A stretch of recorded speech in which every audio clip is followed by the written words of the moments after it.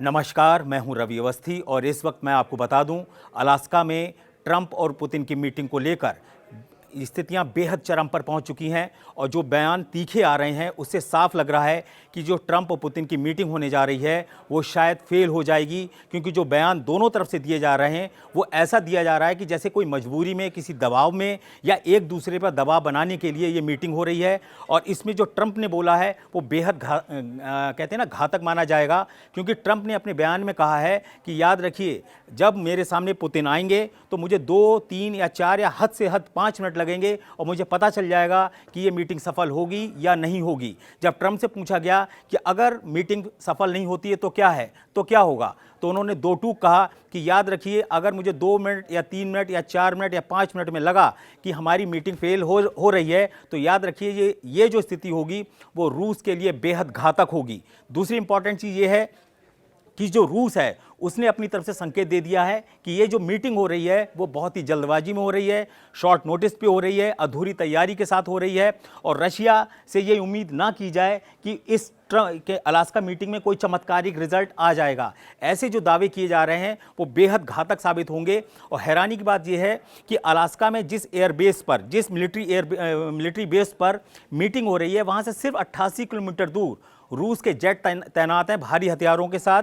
कुछ खबरों में दावा यह भी किया जा रहा है कि 88 किलोमीटर से दूर कई ऐसे एयरबेस हैं रशिया के जो अलास्का से छूते हुए बॉर्डर पर, जहां पे उसने अपने परमाणु बम वर्षकों को तैनात कर दिया है पुतिन की सुरक्षा को लेकर। तो इंपॉर्टेंट ये है कि जब इतनी बड़ी मीटिंग हो रही है, इतने अच्छे माहौल की मीटिंग बताई जा रही थी, उसमें इस तरीके का बयान देने का मतलब क्या है। इसमें 2-3 चीज़ें हम आपको पहले बता दें कि क्रेमलिन के प्रवक्ता, यानी कि कहते हैं ना रूस के राष्ट्रपति पुतिन के दफ्तर के प्रवक्ता हैं दिमित्री पेस्कोव, उनका अभी कुछ घंटे पहले ही एक बयान आया है और उन्होंने बोला है कि याद रखिए, ट्रंप जिस तरीके के बयान दे रहे हैं कि ये मीटिंग जो होगी वो चमत्कारी होगी और बहुत बड़ी मीटिंग है और इसमें बहुत कुछ बड़ा हो सकता है, तो उनका ऐसे चमत्कार की उम्मीद मत करिए।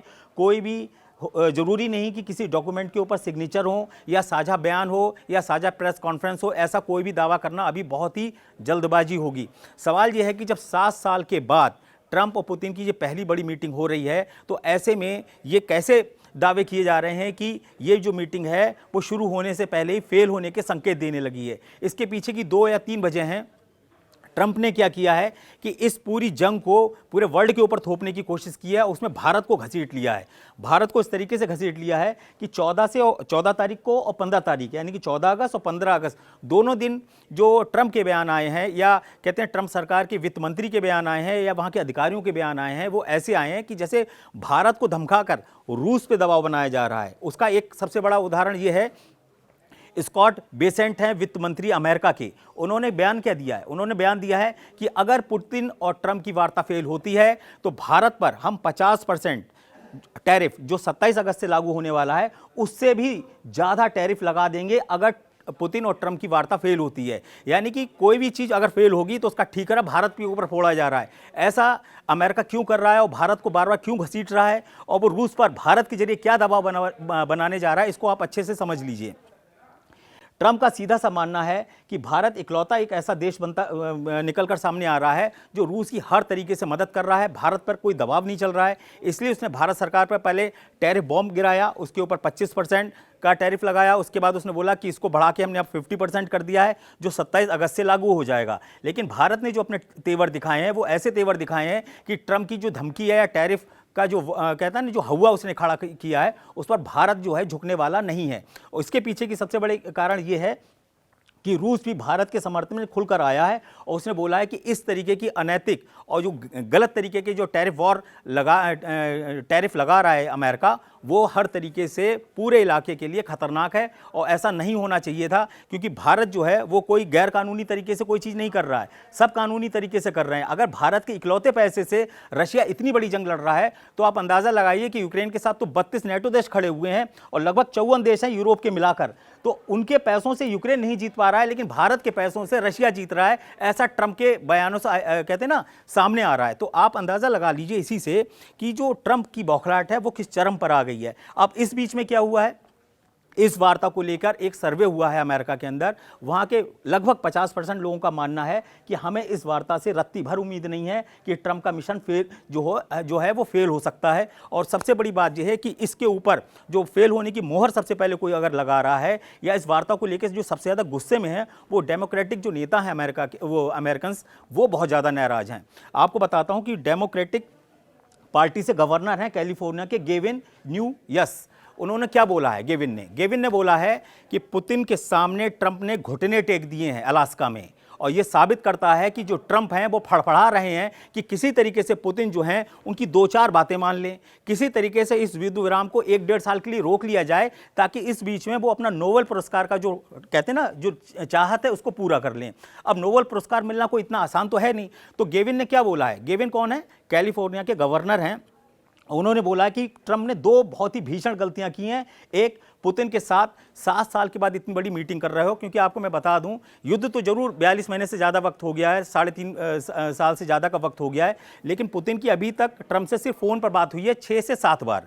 लेकिन 2018 के बाद अब जाके ट्रंप और पुतिन की मीटिंग कहते हैं ना 1-to-1 होने जा रही है अलास्का के अंदर, जिसकी तैयारियां लगभग पूरी हो चुकी हैं और कुछ घंटों के अंदर हमें इसकी पता चल जाएगी खबर कि क्या होने वाला है। फिलहाल रशिया ने अपना रुझान क्लियर कर दिया है, उसमें 2-3 बड़ी इंपॉर्टेंट हैं, वो उसको आप अच्छे से समझ लीजिए। सबसे इंपॉर्टेंट बात इसमें यह है कि ट्रंप जो बार बार धमकी दे रहे हैं कि अगर रशिया ने इस मीटिंग को सफल नहीं बनाया तो उसके परिणाम बेहद विनाशक होंगे। उसके पीछे का सबसे बड़ा कारण यह है कि नेटो कंट्रीज़ और यूरोपियन कंट्रीज़, उसमें भी खास तौर से फ्रांस, ब्रिटेन और जर्मनी, ये 3 देश ऐसे हैं जिन्होंने जेलेंस्की से बोला है कि याद रखना तुम अपनी 1 इंच ज़मीन भी रूस को नहीं दोगे। अगर तुमने आज अपनी 1 इंच ज़मीन रूस को दे दी तो कल यूरोप का या नेटो का कोई और भी देश जो है वो रशिया के टारगेट पे आएगा। तो इसलिए जो दबाव है वो ट्रंप के ऊपर आ गया है। ट्रंप को भी फ़ोन कर करके इन सभी देशों ने और यूरोपियन यूनियन के जो अध्यक्ष हैं उन्होंने बिल्कुल साफ बोला है कि यूक्रेन की ज़मीन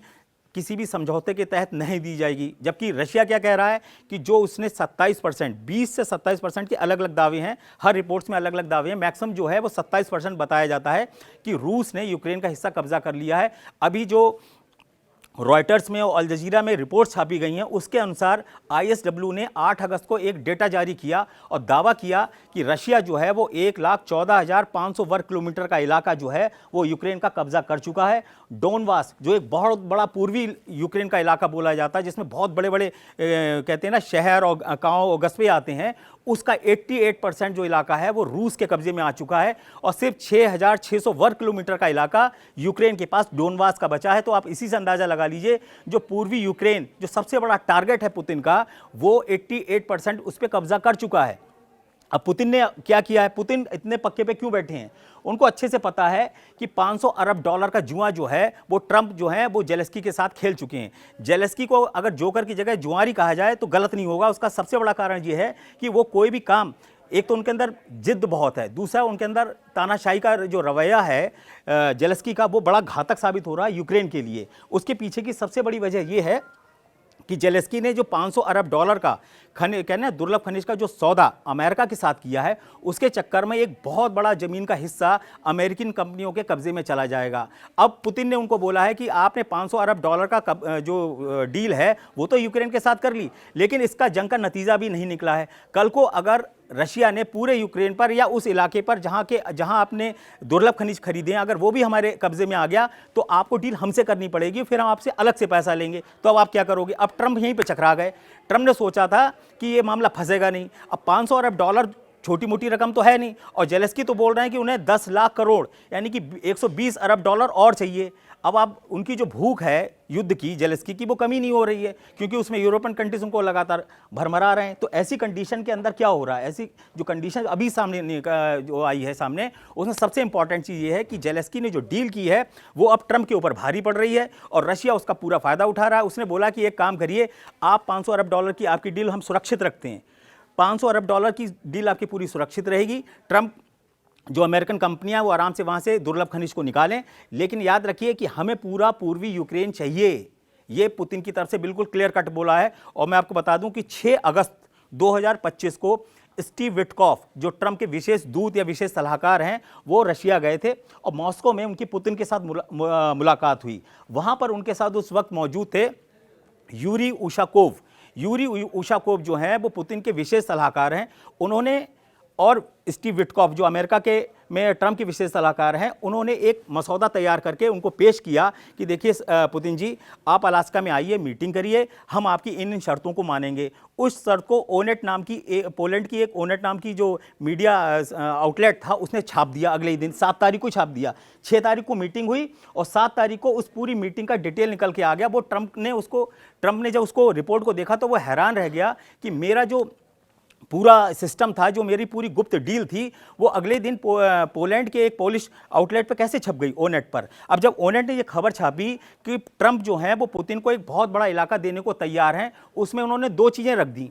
उन्होंने कहा कि आप पूर्वी यूक्रेन के एक बड़े हिस्से पे कब्जा कर लीजिए, कब्जा आपका रहेगा, लेकिन कानूनी रूप से जो हक रहेगा वो यूक्रेन का माना जाएगा, कब्जा कर लीजिए, लेकिन पेपर पर आप उसको रहने दीजिए। आपको क्या मतलब, आपको तो कब्जा चाहिए, आपसे वो ले ही नहीं पाएगा, कानून रूप से उसको दिखाने को कागज हो जाएगा जेलेंस्की के पास, और वो दिखाएगा अपने देश वालों पे, देखिए कानूनी रूप से ये ज़मीन हमारी है, उन्होंने कब्जा कर रखा है, हम पे जब ताकत होगी तो हम उसको छुड़ा लेंगे। तो जेलेंस्की को बचाने के लिए एक नया फार्मूला निकाला। अब इस फार्मूले को देखकर जब उसको ओनेट आउटलेट ने उसको छापा तो ट्रंप चकरा गए। ट्रंप बोले कि भाई अलास्का मीटिंग से पहले ये डॉक्यूमेंट पूरी दुनिया में कैसे नाचा नाचा घूम रहा है। अब जेलेंस्की को जब पता चला कि यूक्रेन का सौदा जो है वो ट्रंप बाबू कर रहे हैं, डैडी जी कर रहे हैं, तो वो बौखला गए। उन्होंने कि सर आप ये कर क्या रहे हो, आपने तो मुझसे बोला था फ़ोन पर कि हम 1 इंच ज़मीन नहीं देंगे, और यहाँ आपने जो वहाँ उनके पास जो अपना मसौदा भेजा है स्टीव विटकॉफ के ज़रिए, वो वहाँ जाके पुतिन को बता रहे हैं कि ये चीज़ें सब आपको ट्रंप जी देने को तैयार हैं, बस आप युद्ध विराम कर दो। और युद्ध विराम एक इसमें इंपॉर्टेंट एक चीज़ और है, उन्होंने कहा कि युद्ध को होल्ड कर दो। होल्ड का मतलब होता है कि युद्ध को आप कुछ वक्त के लिए रोक दो। इसको कहते हैं ना नट प्रेस। नट प्रेस एक अदालती शब्द होता है, जो जैसी कार्रवाई है, जैसी स्थिति, वहाँ पर उसको फिक्स कर दो। वो चीज़ को पुतिन ने बोला कि ठीक है, अगर आप ये चाहते हो कि मैं वहाँ पर कब्जा रखूँ और पेपर में जेलेंस्की को दे दो तो दे दो, मुझे कोई दिक्कत ही नहीं है। इसके बाद क्या हुआ, ट्रंप ने इस मीटिंग को तय कर लिया, अलास्का में भी आ गए। अब ट्रंप ने चाल क्या चली, उन्होंने सबसे पहले कहा कि यार ऐसे काम नहीं चलेगा जब तक कि आर्थिक चोट हम रूस पे नहीं पहुंचाएंगे। तो उन्होंने 3 देशों को चुना, भारत, ब्राज़ील और चीन, और उनसे कहा कि आप जो इतना ज़्यादा इनसे तेल ले रहे हो रशिया से, अगर आप इनसे लेते रहोगे तो हम आप पर टैरिफ बढ़ा देंगे। टैरिफ उन्होंने धड़ाधड़ बढ़ाया। स्थिति ये हो गई कि सबसे ज़्यादा पहले उन्होंने चीन के ऊपर बढ़ाया, चीन भी नहीं दबा, चीन से उन्होंने दूसरी डीलिंग कर ली। आपको बताते हैं ट्रंप जो हैं वो बहुत बड़े, कहते हैं एक हाथ में बम और एक हाथ में बिजनेस लिए घूम रहे हैं। चीन ने उनको समझा दिया कि कहाँ तुम चक्कर में पड़े हुए हो, अगर हमने तुम्हारे आईफोन 10-10 हज़ार रुपये में भारत में बेचना शुरू कर दिए तो तुम्हारे जो 1.5 लाख रुपए के जो आईफोन अभी बेच रहे हो उसका धुआं निकल के रह जाएगा। वो डर गए। उसके बाद उन्होंने क्या किया कि चीन के साथ तो उन्होंने बैलेंस बना लिया, लेकिन उन्होंने सोचा कि हम अब भारत को डराते हैं, क्योंकि भारत भी बहुत ज़्यादा तेल ले रहा है। क्योंकि पेंटागन की एक रिपोर्ट आई और उसमें ये दावा किया गया कि भारत इतना बेहताशा तेल खरीद रहा है रशिया से, जो चीन के लेवल में आ गया है। अभी तक दुनिया में ये माना जाता है कि जो दुनिया में सबसे ज़्यादा तेल खरीदने वाला कोई देश है तो वो है चीन। अगर उसके बराबर भारत पहुंच रहा है तो अंदाज़ा लगाया सकता है कि भारत की जो तेल कंपनियां हैं वो किस बड़े पैमाने पर तेल को खरीद रही हैं। तो पेंटागन ने बताया ट्रंप को कि सर ये तेल अपने देश के लिए नहीं खरीद रहे हैं, ये अपने यहाँ थोड़ा लेते हैं, बाकी इधर उधर के कंट्रीज़ में महंगे दामों पर बेच देते हैं, क्योंकि रशिया इनको बहुत ही सस्ता तेल दे रहा है। और उसके चक्कर में क्या है कि रशिया जो है वो भारत के जरिए अरबों डॉलर कमा रहा है। उसके पीछे तर्क दिया गया कि जो रूस है उसने भारत को एक अपना, कहते हैं ना, एक अपना ऐसा हिस्सेदार बना लिया है कि सारे टैंकर, सारी कंपनियां भारत की रहेंगी और वो जाके तेल विदेशों में बेचेंगी, उसका एक परसेंटेज रशिया को जाएगा, बाकी पैसा भारत की कंपनियों के पास जाएगा और भारत को जितना ज़रूरत तेल होगा उतना भारत को मिलता रहेगा। अब इस फॉर्मूले से ट्रंप चकरा गए। ट्रंप ने कहा सबसे पहले एक काम करते हैं कि भारत के तेल को रूस से आना बंद करते हैं। उन्होंने टैरिफ लगाया, टैरिफ पर पलटवार कर दिया भारत की तरफ से। और भारत में रक्षा मंत्री, हमारे परिवहन मंत्री, दोनों की तरफ से एक बयान आया कि अगर ट्रंप अपने आप को दुनिया का बॉस समझ रहे हैं तो ये बहुत बड़ी उनकी गलती होगी, ऐसा कुछ भी नहीं होने वाला है,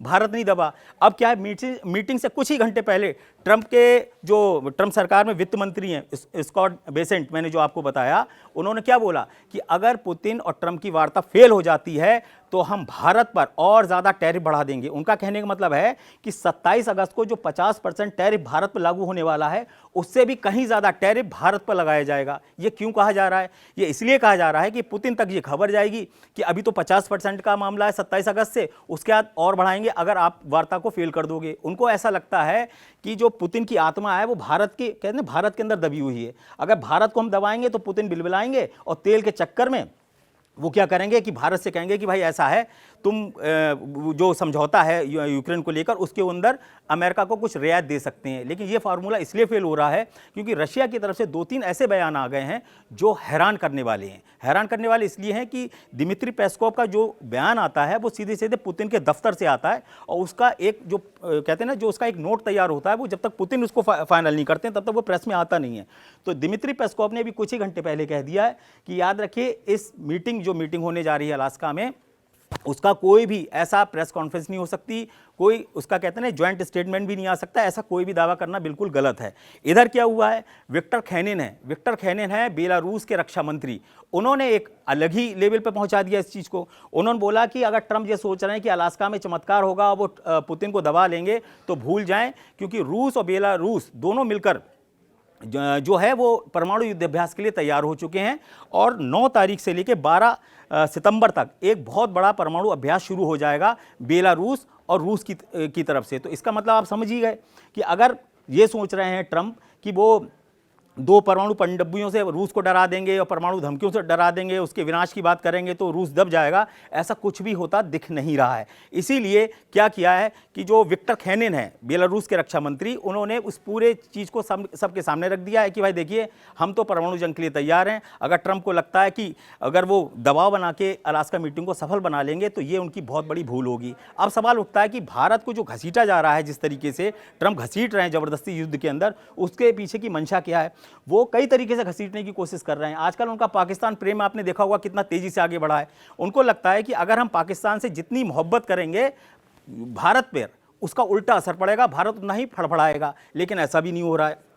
आपने देखा होगा कि यही वजह थी कि जनरल आसिम मुनीर, पाकिस्तान के जो चीफ हैं, उन्होंने क्या बोला अमेरिका में कि हम एक परमाणु शक्ति संपन्न देश हैं, और अगर हमें ज़्यादा छेड़ा गया तो हम भारत से हर तरीके से लड़ने को तैयार हैं, और अगर पाकिस्तान इस तरीके की कोई परमाणु जंग में शामिल होगा तो आधी दुनिया साफ हो जाएगी। यानी कि देखिए, अमेरिका में बैठकर पाकिस्तान का जनरल इस तरीके के बयान दे रहा है, वो भी पहली बार इतिहास में, और उसके ऊपर अमेरिकन मीडिया कुछ बोल ही नहीं रही है, ट्रंप सरकार कुछ बोल ही नहीं रही है। इसका मतलब क्या है? इसका मतलब यह है कि पूरी प्लानिंग है, एक खेमा बनाना, एक मोर्चा बनाना। अब आज की स्थिति में क्या है? आज की स्थिति में यह है कि ना चाहते हुए भी भारत, रूस, चीन, ब्राज़ील, ईरान और उत्तर कोरिया एक मोर्चे में देखे जाने लगे हैं। दूसरी तरफ आप देखो, जेलेंस्की के साथ, यूक्रेन के साथ नेटो के 32 देश हो गए, और यूरोप के लगभग 24 से 25 और देश हैं। कुल मिला के 54-55 देशों का एक और संगठन बन गया है। ऐसी स्थिति में आप अंदाज़ा लगाइए कि ये जो लिखा है ना कि मैं 2 मिनट में, जो ट्रंप ने बोला कि मैं 2 मिनट में पुतिन से मिलूंगा, 2 मिनट की मीटिंग में मुझे पता चल जाएगा ये डील होगी या नहीं होगी। अगर नहीं होगी तो मीटिंग फटाफट खत्म होगी, और उसके बाद बहुत ही विनाशक रिजल्ट आएंगे। और अगर मीटिंग सफल रही तो ये मीटिंग सुबह 5 बजे तक चल सकती है। ऐसा ट्रंप जो बड़बोलेपन है वो उन्होंने अपना सीधा साधा बोला है। अब आज की स्थिति में आपको ये बता दूं कि अब हमको इंतजार करना है कि अलास्का की मीटिंग में क्या होता है। अगर अलास्का की मीटिंग सफल होती है तो हो सकता है कि ट्रंप जो हैं वो थाली के बैगन की तरह पलटते हुए भारत पर से टैरिफ को कम कर दें, क्योंकि ट्रंप का कोई भरोसा नहीं, वो जाने कितने नोट्स को फाड़ते हैं, कितने को फेंक देते हैं। और आपको याद होगा कि जब जेलेंस्की के साथ उन्होंने दुर्लभ खनिजों की डील की थी तो जेलेंस्की बिल्कुल भी तैयार नहीं थे दुर्लभ खनिज देने को। लेकिन आप देखिए, $500 अरब में उन्होंने कितना बड़ा जमीन का हिस्सा अमेरिकन कंपनियों के हवाले कर दिया। हालांकि मैं आपको बता दूं, ये दुर्लभ खनिज की जो डील है ये 10 साल में जाकर, अभी तो पेपर पे है, 10 साल में जाकर ज़मीन पर आ पाएगी, क्योंकि उस जगह को बनाने में, कंपनियों को लगाने में, इक्विपमेंट को लगाने में, फैक्ट्रियों को बनाने में कम से कम 10 साल लगेंगे। यानी कि अमेरिका को पता है अच्छे से कि ये जो खनिज डील है ये बहुत लंबी एक प्रक्रिया है, इतनी आसानी है नहीं कि फटाफट हो जाए कि तेल निकाला, भरा और बेच दिया। दुर्लभ खनिज को निकालने के लिए जो टेक्नोलॉजी और जो सर्वे होते हैं वो बहुत ही हाई लेवल पर होते हैं। उसमें सैटेलाइट से लेके और ज़मीन के भूगर्भीय जो सर्वेक्षण होते हैं उसके बाद जाके कहीं दुर्लभ खनिज निकलते हैं। अब क्या है, पाकिस्तान के ऊपर दांव खेल दिया ट्रंप ने। उन्होंने बोल दिया जनरल मुनीर ने कि साहब, हमारे यहाँ अरब की तरह कुएं निकल आए, आइए खूब तेल भरिए, आप भी बेचिए, हम भी बेचेंगे। हमारे पास तेल के कुएं खोदने के लिए पैसा नहीं है पाकिस्तान के पास, अमेरिकन कंपनियां आके खोदेंगी, पाकिस्तान से तेल निकालेंगी, अमेरिका उसको बेचेगा, अमेरिकन कंपनियां उसको बेचेंगी। और ट्रंप ने इसी कहते हैं बड़बोलेपन में, आसिम मुनीर के बड़बोलेपन को ध्यान में रखते हुए बोला कि हो सकता है कि एक दिन भारत को पाकिस्तान से सस्ता तेल खरीदना पड़े, जैसे वो रूस से खरीद रहा है। कितना तीखा तंज है। ट्रंप कह रहे हैं कि पाकिस्तान का तेल भारत को खरीदना पड़ेगा, ऐसी स्थिति मैं पैदा कर सकता हूं जैसा अभी रशिया के साथ भारत खरीद रहा सस्ता तेल। आप इसी से अंदाजा लगा लीजिए, ये जो ट्रंप हैं यही तीसरे विश्व युद्ध का सबसे बड़ा कारण बनेंगे, और इसीलिए उन्होंने बोला कि मैं 2 मिनट में सब कुछ फाइनल कर दूंगा। इसीलिए जहां पे मीटिंग हो रही है वहां से 88 किलोमीटर दूर रूस के जो जेट हैं वो हर तरीके की स्थिति से बिल्कुल निपटने को तैयार हैं। और एक खबर और भी आ रही है, अगर ये मीटिंग सफल हो गई तब भी कोई फायदा नहीं है, क्योंकि अभी 2 मीटिंग कम से कम और होंगी। एक मीटिंग तो तय है जिसमें जेलेंस्की और यूरोपियन कंट्रीज के कई नेता भी शामिल होंगे, तब जाके ये डील होगी। पुतिन को अच्छे से पता है कि उनको ज़्यादा भड़बड़ाने की और ज़्यादा बोलने की ज़रूरत नहीं है। ट्रंप को बस इतना दिखाना है, उनकी नाक इतनी रखनी है कि भाई तुम्हारे कहने पर अलास्का तक चले आए, वो भी 7 साल में पहली बार ट्रंप और पुतिन की मुलाकात होगी। तो अगर अचीवमेंट देखी जाए तो ट्रंप के लिए सिर्फ इतनी है कि उनके कहने पर पुतिन जो है वो अलास्का पहुँच रहे हैं, ठीक है, और वहाँ पे ट्रंप के साथ 2-4 मिनट की बात कर सकते हैं। पुतिन उनको समझा देंगे कि भाई ऐसा ऐसा है, हम ऐसी बात नहीं मानेंगे। अगर ट्रंप क्या बोल रहे हैं, ट्रंप बोल रहे हैं कि भाई देखिए पुतिन जो है वो पूरे पूर्वी यूक्रेन पर कब्जा चाहते हैं, और साथ में बोल रहे हैं कि मैं ऐसा कभी भी नहीं होने दूंगा। जबकि उनका जो डॉक्यूमेंट गया था, स्टीव विटकॉफ ने जो दिया था जाके मॉस्को में 6 अगस्त को, उसमें क्लियर कट था कि एक बहुत बड़ा इलाका जो है वो रशिया को सौंप दिया जाएगा, और रशिया जिसने सुमे और ज़ैपोरिज़िया ऐसे इलाकों पे जो कब्जे कर रखे हैं उसके कुछ हिस्सों को यूक्रेन को दे देगा, ताकि उसकी न्यूक्लियर फैसिलिटीज़ जो हैं वो यूक्रेन के पास रहें। ज़ैपोरिज़िया में जो परमाणु रिएक्टर है यूक्रेन का, वो रशिया वैसे भी दे देगा, उस पर वो वैसे भी कब्जा नहीं रखेगा, क्योंकि वो इतना ज़्यादा कहते हैं ना युद्ध काल के दौरान खतरे में आ गया है कि कल को अगर कुछ भी वहां से रेडिएशन हो गया तो सारा ब्लेम रूस के ऊपर आएगा, तो वो उसको दे सकता है। लेकिन स्थिति ऐसी भयानक हो चुकी है कि ट्रंप ने इस युद्ध को और ज़्यादा उलझा दिया है, और ज़्यादा भड़का दिया है, और ज़्यादा देशों को ज़बरदस्ती इसमें झोंकने की कोशिश कर रहे हैं, जिसमें वो भारत को भी ज़बरदस्ती शामिल कर रहे हैं। इसीलिए भारत का जो स्टैंड अभी आप देख रहे हो वो एकदम सख्त है। वो बिल्कुल भी ये नहीं दिखा रहा है कि डैडी ने कुछ बोल दिया है तो जो बाकी लोग हैं वो मानेंगे या वो बॉस हो गए। बॉस ऐसा कुछ भी नहीं है। सीधी सी बात है कि पुतिन, रूस और भारत का जो संबंध है वो बहुत सालों से, कई दशकों से इतना अटूट रहा है कि इसको कोई आसानी से तोड़ नहीं सकता। और रह गई बात कि अगर अमेरिका पाकिस्तान के साथ मिलकर भारत को कंट्रोल करने की कोशिश करेगा तो ये संभव नहीं है, क्योंकि इसकी सबसे बड़ी जो फांस है वो चीन है। चीन कभी भी नहीं चाहेगा कि पाकिस्तान के अंदर, उसकी जड़ों के अंदर अमेरिका दोबारा से पनपे, क्योंकि चीन के बहुत अरबों डॉलर पाकिस्तान में झोंक रखे हैं। चीन कभी भी नहीं चाहेगा कि जो सी पैक जैसे उसके जो प्रोजेक्ट हैं उसको नुकसान पहुंचे, क्योंकि अगर ट्रंप वहां अच्छे तरीके से पहुंच गए तो चीन को भयानक नुकसान होना तय है। क्योंकि हल्के हल्के क्या होगा कि पाकिस्तान पे अमेरिका की पकड़ मौजूद होगी, और चीन को इससे बहुत भारी दिक्कत होगी। और ऐसी स्थिति में जो स्थिति है वो ये होगी कि चीन भी मजबूरी में ये सोचेगा कि अपने मरने का इंतजार करने से पहले अच्छा है कि एक बार अच्छे से लड़ाई लड़ लो। फिर क्या होगा, ऐसी स्थिति में चीन, भारत, रूस इस तरीके के जो कहते हैं ना एलाई बन जाएंगे। और अगर ऐसी ज़रूरत पड़ी और कहीं बड़ा युद्ध हुआ तो कहीं ऐसा ना हो कि ये वास्तव में तीसरा विश्व युद्ध जो अपना है वो शुरू हो जाए। और अगर शुरू हुआ तो उसको रोकने वाला कोई नहीं है, क्योंकि सब लोग जो है उसमें एक सैचुरेशन पॉइंट आ गया है, और जो न्यू वर्ल्ड ऑर्डर बनने की बात हो रही है वो बेहद घातक हो चुकी है। इसीलिए मैं आपको बता रहा हूं कि जो ट्रंप और पुतिन की आज मीटिंग होने वाली है उसमें बहुत जल्द पता चल जाएगा कि ये जो यूक्रेन युद्ध है ये अब किस तरफ बढ़ रहा है। फिलहाल भारत को बहुत सतर्क रहने की ज़रूरत है। हमारी तरफ से ऐसी कोई भी अभी तक बयानबाजी ना हुई है ना होगी कि हम किसी तरीके के युद्ध का हिस्सा बने। हम शुरू से ही शांति के लिए अपील करते रहे और आगे भी करेंगे। हाँ, ट्रंप जिस तरीके से भारत को धमका रहे हैं, वहाँ के वित्त मंत्री स्कॉट बेसेंट जिस तरीके से धमकी दे रहे हैं कि अगर ये वार्ता फेल हुई तो हम भारत पर और ज़्यादा टैरिफ लगाएंगे, इसको हम देखेंगे कि हमें इससे कैसे निपटना है। फिलहाल मैं आपको इतना यहाँ पे पूर्ण विराम देता हूँ और आपको बताता हूँ कि कल जो रिजल्ट आएगा सुबह तक, या हो सकता है 2 मिनट के बाद, रात में 12 से 1 के बजे के बीच में, उसके बाद जो भी बड़ा डेवलपमेंट होगा वो मैं आपको सटीक तरीके से बताऊंगा कि अब ये युद्ध, यूक्रेन युद्ध किस तरफ जा रहा है।